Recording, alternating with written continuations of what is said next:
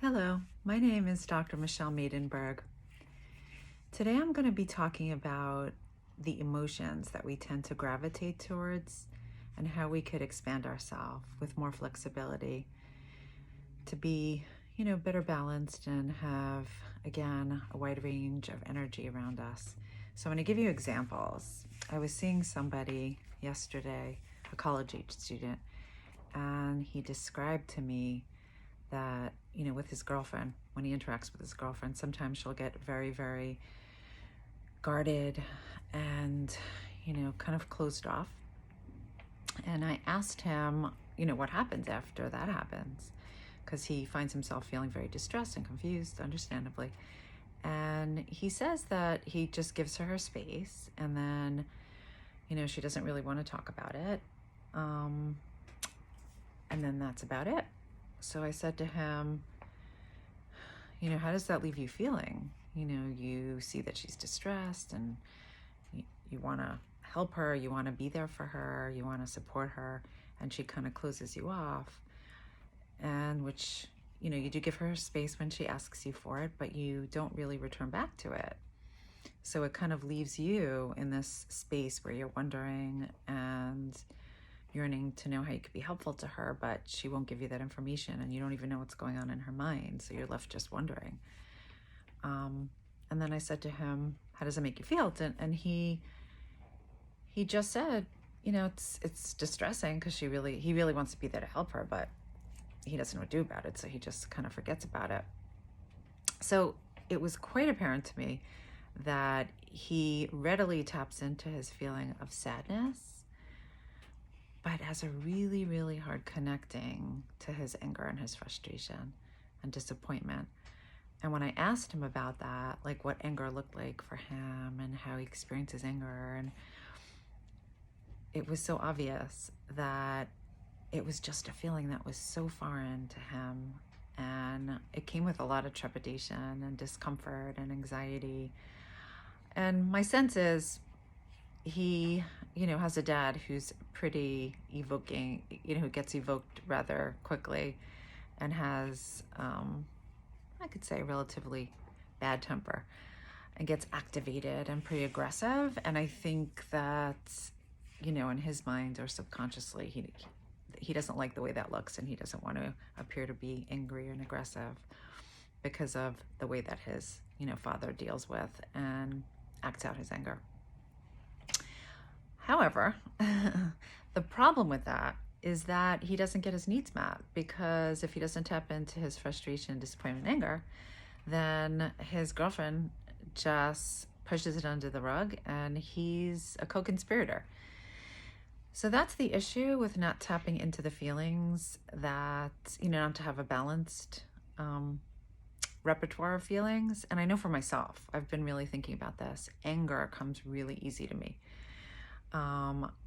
Anger definitely motivates me, and it, provides passion and striving and other things. So sadness is a feeling that, makes me feel, vulnerable, and I don't feel as comfortable with. I feel much more comfortable sitting in anger than I do with sadness. And I really work on that, because when I feel that, thrust of anger, I really have to take a back seat and say to myself, what's going on? What could be sad or disappointing about this? And when I get to the sadness, it really opens me up and I'm able to really feel the hurt, rather, this just kind of beleaguered feeling that just takes over, because you can't really do much with anger. You could do a lot with sadness, right? You could get to like, what do you need? And what support do you need? And how are you going to work through this? And how do you need to nurture yourself? Or how do you need to get the support from other people that will nurture you? So I do encourage you to really think about that. What's the feeling that you tend to gravitate towards? What's the feeling that's most comfortable to sit with for you?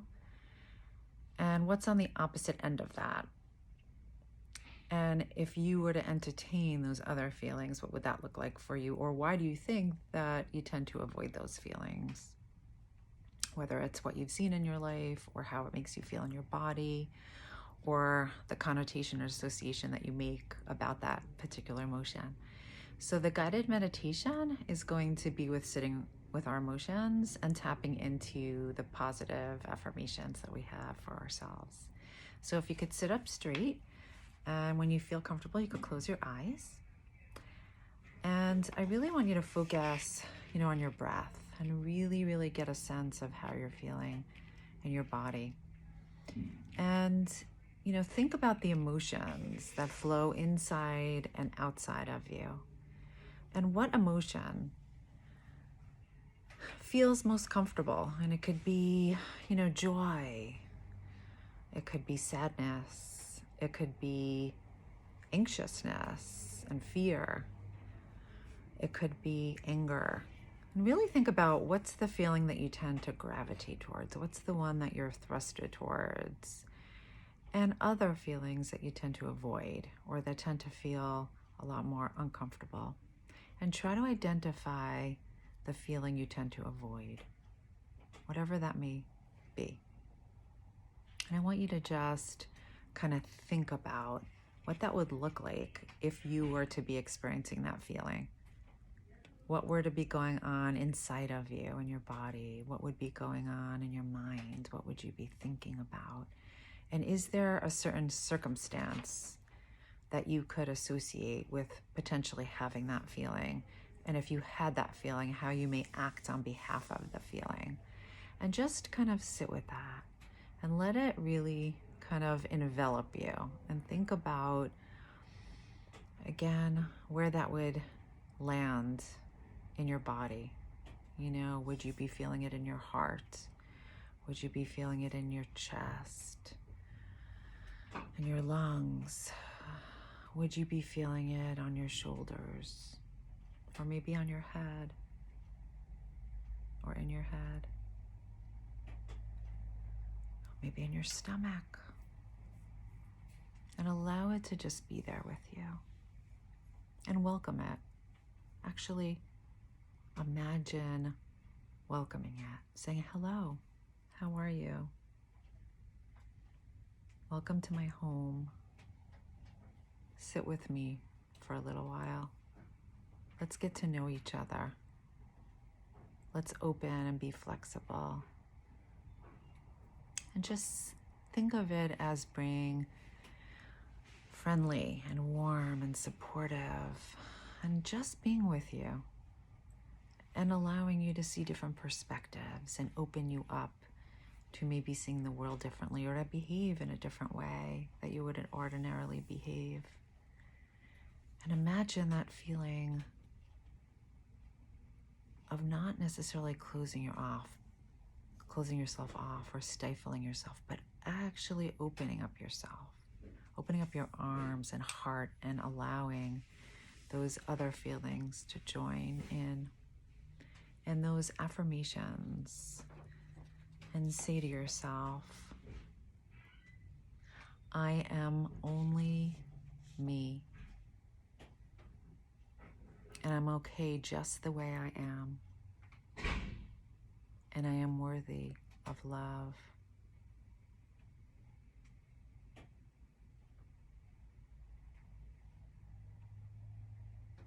And it's okay for me to make mistakes. And I release the need for approval from others.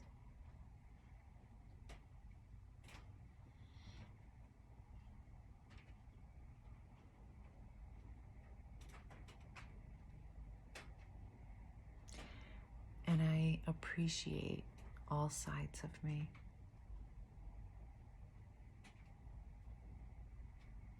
And I'm willing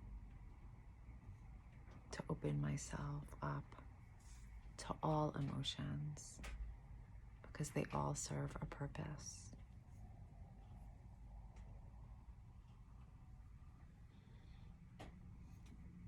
And it's okay for me to allow joyfulness and content and to be content.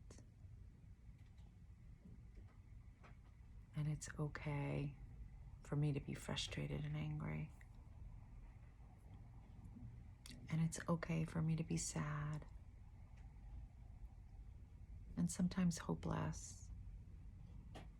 And it's okay for me to be worried and fearful. I welcome my humanness, all emotions that surround me.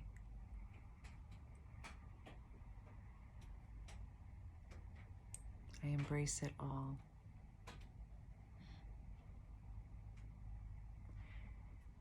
And put your hands on your cheeks. And take a moment to caress yourself and show yourself some self-love and self-support and self-comfort.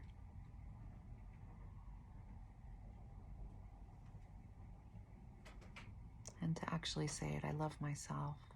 I love who I am and who I'm becoming. And just hold it there. And when I count to 3, and when you're ready, you could open your eyes. 1, 2, and 3. Thank you so much. Wishing you and your families safety and health.